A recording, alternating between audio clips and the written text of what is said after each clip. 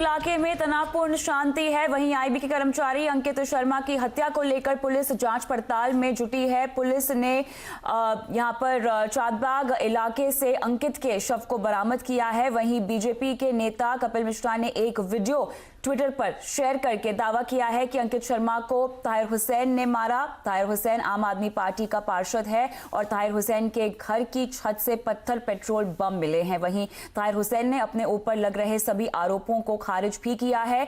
Media के साथ बातचीत में उन्होंने दावा किया कि 24 फरवरी यानी सोमवार को ही पुलिस ने उसके घर को अपने कब्जे में ले लिया था। वो नहीं जानते कि आखिर उनके घर पर पेट्रोल, बम, पत्थर कहां से आया।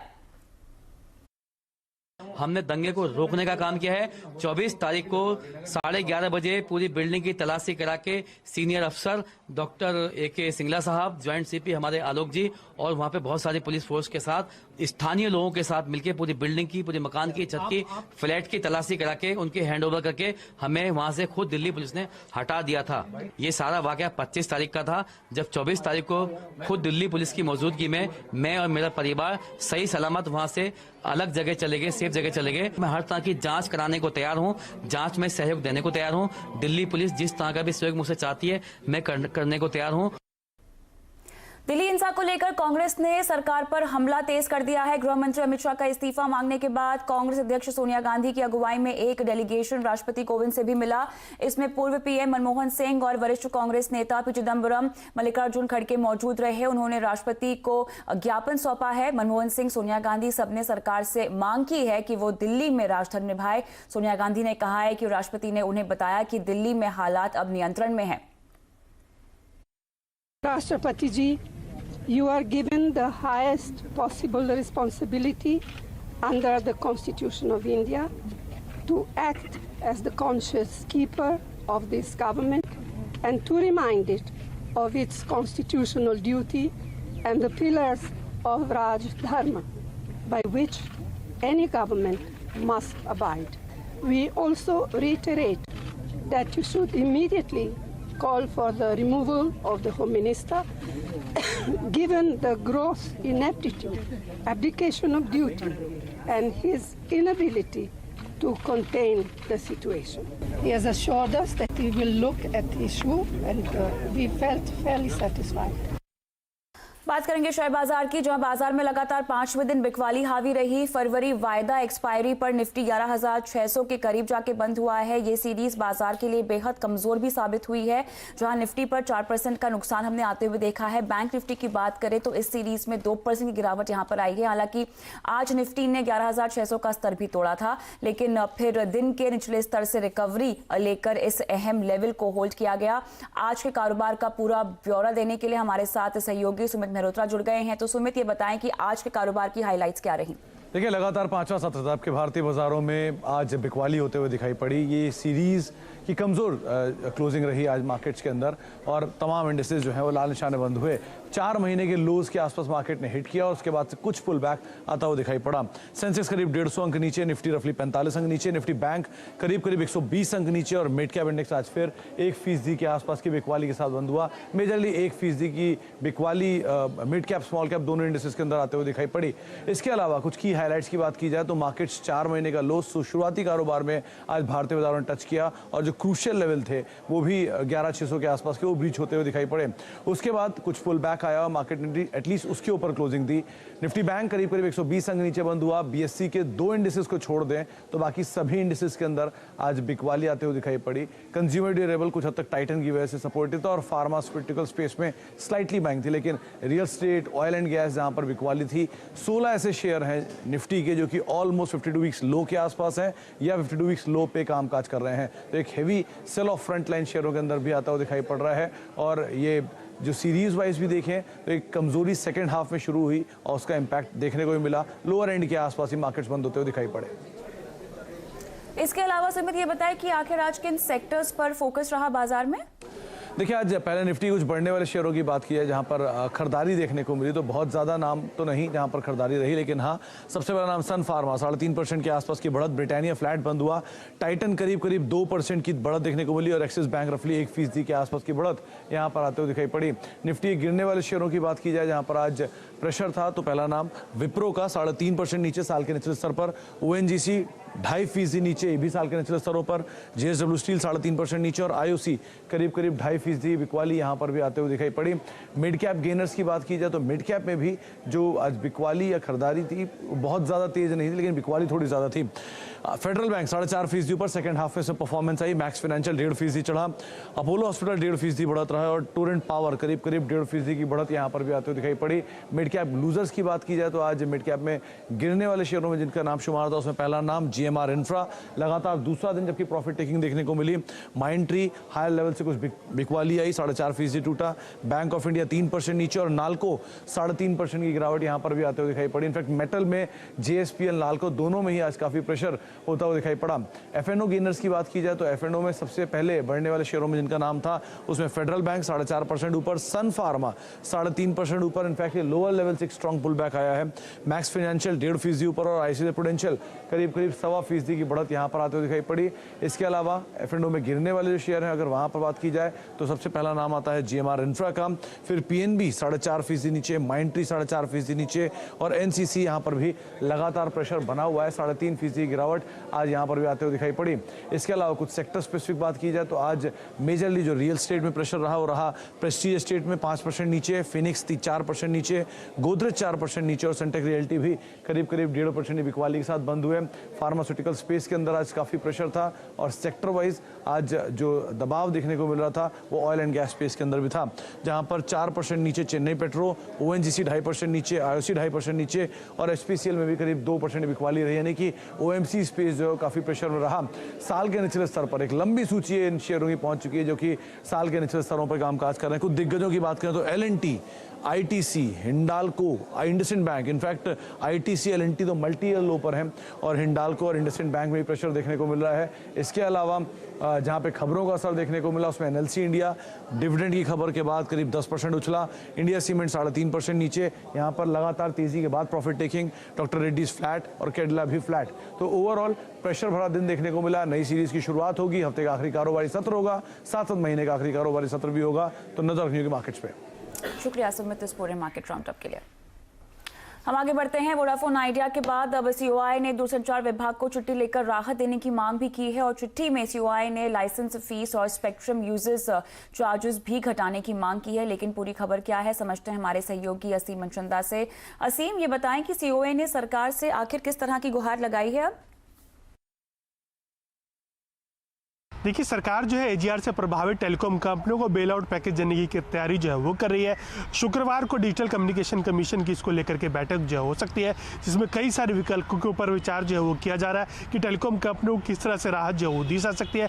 टेलीकॉम कंपनियों और जो टेलीकॉम कंपनियों की एसोसिएशन है उसने भी मांग जो है वो शुरू कर दी है कि हमें ये मांग, हमारी ये डिमांड जो है वो पूरी की जाए ताकि टेलीकॉम सेक्टर जो है आगे भी चलता रहे। तो वोडाफोन आइडिया ने पहले जो है चिट्ठी लिखी थी, अब जो सेलुलर ऑपरेटर एसोसिएशन है उसने भी दूरसंचार विभाग और टेलीकॉम मंत्री और एफएम को चिट्ठी जो है वो लिखी है। उसमें ये मांग की गई है कि सबसे पहले तो जो है एजीआर की पेमेंट करने के लिए 15 साल का वक्त जो है वो दिया जाए। सरकार जो है सस्ता कर्ज जो है टेलीकॉम कंपनियों को मुहैया कराए। जो एजीआर की एक रकम है उसको जो है फ्रीज कर लिया जाए ताकि उसको दोबारा से इंटरेस्ट और पेनल्टी जो है वो ना लगे। इसके अलावा जो लाइसेंस फीस है उसको घटा करके 8% से घटा करके 3% जो है वो किया जाए। स्पेक्ट्रम यूजेज चार्ज है उसको 3% से घटा करके 1% जो है वो किया जाए। फ्लोर टैरिफ जो है डाटा के वो जो है वो तय किया जाए ताकि टेलीकॉम सेक्टर जो है रिकवर जो है वो कर सके। तो ये सारी मांगें जो है वो की गई। इसके अलावा एक और इम्पोर्टेंट मांग है जिसमें ये कहा गया कि बैंकों को हिदायत दी जाए कि जो टेलीकॉम सेक्टर है उसको कर्ज जो है वो दिया जाए, क्योंकि अभी तक बैंक जो है वो टेलीकॉम सेक्टर को कर्ज देने में हिचकिचाने लगे हैं और टेलीकॉम सेक्टर को रिकवरी, टेलीकॉम सेक्टर को कोई भी कर्ज जो है वो नहीं मिल रहा। तो ये सारी मांगें जो है जो सेलुलर ऑपरेटर एसोसिएशन है उसने सरकार के सामने जो रखी है। शुक्रवार को डिजिटल कम्युनिकेशन कमीशन की बैठक जो होने वाली है और इस बैठक में फैसला होगा कि क्या टेलीकॉम सेक्टर को किसी भी तरह की राहत जो है वो मिलेगी, क्योंकि 16 मार्च तक टेलीकॉम कंपनियों को अपनी पेमेंट जो है वो जमा करानी है और 17 मार्च तक जो सुप्रीम कोर्ट को इसका कंप्लायंस रिपोर्ट जो है जमा करना है। तो सरकार को जल्दी इसके ऊपर फैसला जो है वो लेना होगा। राइट, शुक्रिया असीम तमाम डिटेल्स के लिए। आगे बढ़ते हैं। सरकार की तरफ से लाई गई गोल्ड मोनेटाइजेशन स्कीम अब सरकार पर ही भारी पड़ रही है। स्कीम से सरकार को अब तक 1,500 करोड़ रुपए का नुकसान हो चुका है। सीएनबीसी आवाज को मिली एक्सक्लूसिव जानकारी के मुताबिक ऐसे में सरकार इस स्कीम की समीक्षा कर सकती है, लेकिन पूरी खबर क्या है समझते हैं विस्तार से। हमारे वरिष्ठ सहयोगी लक्ष्मण रॉय हमारे साथ जुड़ गए हैं। तो लक्ष्मण, ये बताएं कि अब गोल्ड मोनेटाइजेशन स्कीम में किस तरह के बदलाव किए जा सकते हैं। दरअसल सरकार ने जब नवंबर 2015 में इस स्कीम की शुरुआत की थी तो सरकार को ये लगा था कि घरों में जो सोना पड़ा हुआ है उसको सिस्टम में लाया जा सकेगा, उसका प्रोडक्टिव इस्तेमाल किया जा सकेगा और सोने के एवज में जो सरकार देनदारी लेती है, उधारी लेती है, उस उधारी पर सरकार का खर्च कम हो सकेगा। लेकिन ऐसा हुआ नहीं। हुआ क्या कि अब तक करीब 12 टन सोना सरकार के पास आया है इस स्कीम के तहत। सरकार का अनुमान ये था कि जो ऐतिहासिक कीमतें रही हैं पिछले दिनों सोने की, इसके हिसाब से इस सोने पर करीब 3,000 करोड़ रुपए की देनदारी बनेगी। लेकिन सोने की कीमतों में अप्रत्याशित जो बढ़ोतरी देखने को मिली, उसके बाद जो देनदारी हो 3,000 करोड़ रुपए की बजाय 4,800 करोड़ रुपए के आसपास पहुंच गई, यानी 1,800 करोड़ रुपए की ज्यादा देनदारी आ गई। ऊपर से इस स्कीम के तहत जो सोना लिया जाता है उस पर कमीशन दिया जाता है, हैंडलिंग चार्जेस होते हैं, 2.5% का ब्याज कंज्यूमर को दिया जाता है। तो कुल मिलाकर ये देनदारी करीब 200 करोड़ रुपए के आसपास बैठ गई, यानी 2,000 करोड़ रुपए के सरकार को घाटा होने लगा। फायदा क्या हुआ? फायदे के तौर पर उधारी के तौर पर जो बचत हुई वो मुश्किल से 600 करोड़ रुपए है और उस सोने को बेचकर एमएमटीसी ने मुश्किल से 32 करोड़ रुपए कमाया, यानी करीब 1,400 करोड़ रुपए का सरकार को अभी भी नुकसान आ रहा है। अनुमान ये कहता है कि अगर सोने की कीमतें ऐसे ही बढ़ती रहीं तो ये नुकसान और ज्यादा बढ़ सकता है। यही वजह के सूत्र बता रहे हैं कि सरकार अब इस स्कीम की कुछ इस तरह से समीक्षा करना चाहती है ताकि जो गोल्ड आए उसको लोन के तौर पर ज्यादा इस्तेमाल किया जाए ताकि सरकार को बेहतर रिटर्न मिल सके और इस नुकसान की भरपाई की जा सके। ऑलराइट, शुक्रिया लक्ष्मण तमाम डिटेल्स के लिए। हम आगे बढ़ते हैं। सीएनबीसी आवाज और नेशनल स्टॉक एक्सचेंज आपके लिए एक विशेष मुहिम इन्फॉर्म्ड इन्वेस्टर्स लेकर आए हैं और इस मुहिम का मकसद निवेशकों को जागरूक करना है। अगर आपके डीमैट खाते से ऐसा कोई ट्रेड हुआ है जो आपने किया ही नहीं है तो सावधान हो जाएं, आप साइबर अपराध का शिकार हो सकते हैं। अगर आप ऐसा कोई भी ट्रांजैक्शन देखते हैं तो तुरंत अपने ब्रोकर को जांच करने के लिए कहें और आप जांच के दौरान अस्थायी रूप से अपने खाते को फ्रीज भी कर सकते हैं। सतर्क निवेशक आने वाले खतरे को तुरंत भांप लेता है और ऐसे में जागरूक रहें, सतर्क रहें।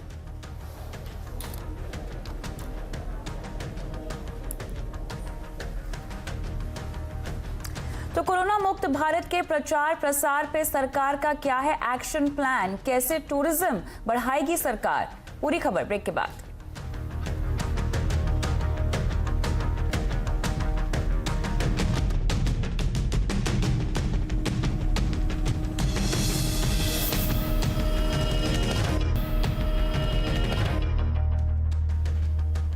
एसबीआई कार्ड्स का आईपीओ आने तक ग्रे मार्केट में काफी हलचल थी, लेकिन पिछले कुछ दिनों से भारतीय बाजारों में गिरावट से ग्रे मार्केट में हो रहे सौदे में कमी आई है। साथ ही फॉर्म पर मिल रहे प्रीमियम में भी गिरावट आई है। क्या हाल है इन दोनों ग्रे मार्केट का, जानते हैं हमारे संवाददाता मनीष देसाई से। मनीष, ये बताएं कि ग्रे मार्केट में फिलहाल किस तरह की ताजा हलचल है?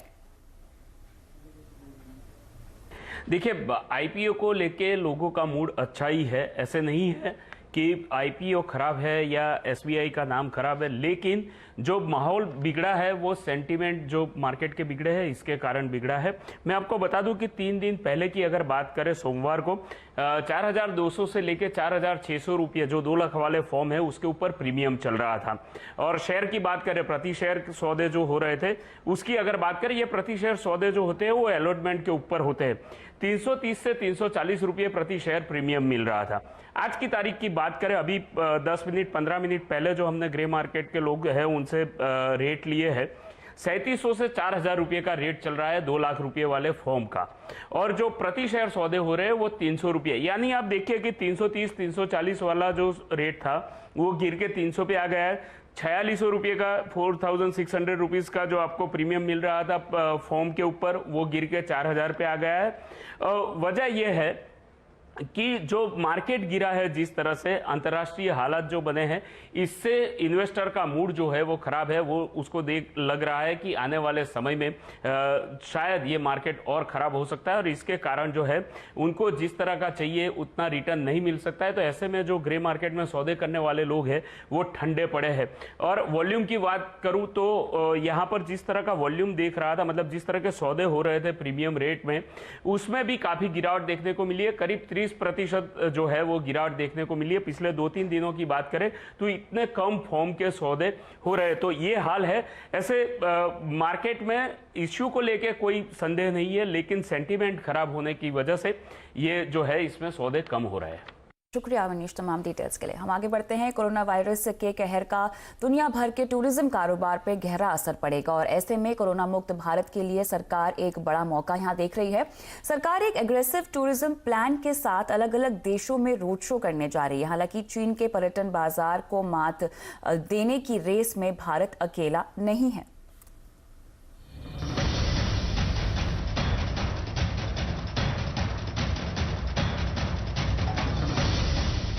चीन में कोरोना वायरस के आउटब्रेक के चलते कोई पर्यटक वहां जाना नहीं चाहता। सिर्फ चीन नहीं बल्कि भारत समेत पूरे एशिया की टूरिज्म इंडस्ट्री पर इसका असर पड़ रहा है। भारत के लिए ये उन टूरिस्ट को आकर्षित करने का मौका भी है जो चीन की यात्रा करना चाहते थे और भारत इसके लिए यूरोप और अमेरिका में 4 रोड शो करने की योजना बना रहा है। इसके अलावा 4 मार्च से बर्लिन में शुरू होने वाले दुनिया के सबसे बड़े टूरिज्म फेस्ट ITB में भी हिस्सा ले रहा है। भारत के कैंपेन का मुख्य फोकस दुनिया को ये बताना होगा कि भारत कोरोना वायरस से पूरी तरह सुरक्षित है। चीन में हर साल करीब 50 करोड़ विदेशी सैलानी आते हैं, लेकिन कोरोना वायरस की वजह से इनमें से अधिकतर ने इस साल अपना ट्रैवल प्लान बदल लिया है। भारत इन्हीं सैलानियों को आकर्षित करना चाहता है। भारत दुनिया भर में फैले अपने टूरिस्ट ऑफिसेस के जरिए भी विशेष कैंपेन चलाएगा। वैसे कोरोना के असर से भारतीय पर्यटन भी प्रभावित हुआ है। टूर ऑपरेटर्स के एसोसिएशन के मुताबिक करीब $500 मिलियन का नुकसान सिर्फ टिकट कैंसिलेशन की वजह से हुआ है। खासतौर पर केरल में बुकिंग नहीं के बराबर है, लेकिन अब भारत सहित सभी देश खुद को कोरोना मुक्त देश के रूप में दुनिया के सामने रख रहे हैं।